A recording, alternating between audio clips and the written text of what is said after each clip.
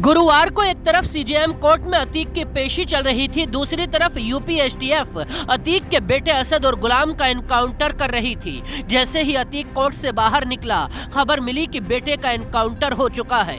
यह खबर सुनकर अतीक और उसके भाई अशरफ दोनों के होश उड़ गए। बेटे की मौत की खबर सुनते ही अतीक अहमद का गला सूखने लगा। अतीक ने पानी पिया।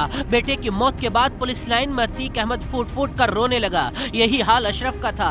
असद के इस अंजाम पर अतीक खुद को दोषी मानने लगा और कहने लगा कि ये सब मेरी वजह से हुआ है। कोर्ट से बाहर आते वक्त असद के बारे में पूछे जाने पर उसने कहा, इस सब के लिए जिम्मेदार मैं हूँ। उसने ये भी पूछा कि असद को कहाँ दफनाया जाएगा, क्योंकि वो असद की मिट्टी में जाना चाहता है और यूपी पुलिस से इसकी व्यवस्था कराए जाने के लिए गुहार लगा रहा है। अतीक ने बुधवार को ही कहा था कि उसके परिवार को मिट्टी में मिलाना चाहते हैं और 24 घंटे बाद ही अतीक के बेटे का खेल खत्म हो गया।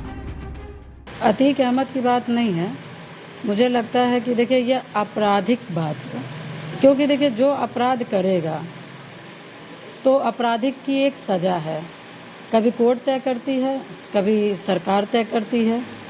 और मुझे लगता है कि जो अपराध करते हैं तो वो भी कहीं ना कहीं इंसान हैं, और मुझे लगता है कि जो अपराध करते हैं और जो अपराधी होते हैं उनका कोई धर्म और उनका कोई अपनी दूसरे के प्रति इंसानियत वाली सोच होती नहीं है।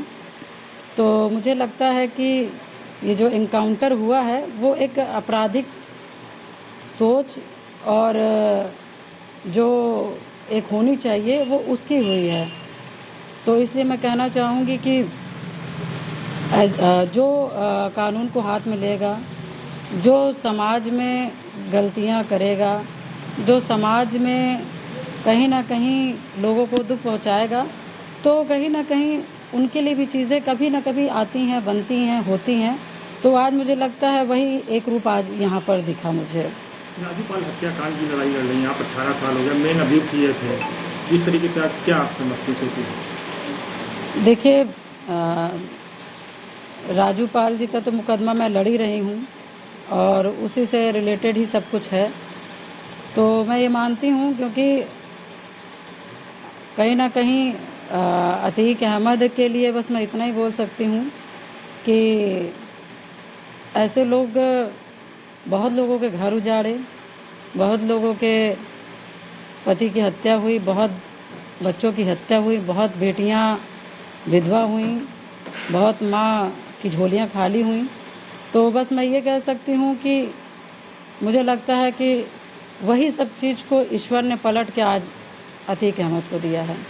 बाकी खबरों के लिए देखते रहिए जनसत्ता.com।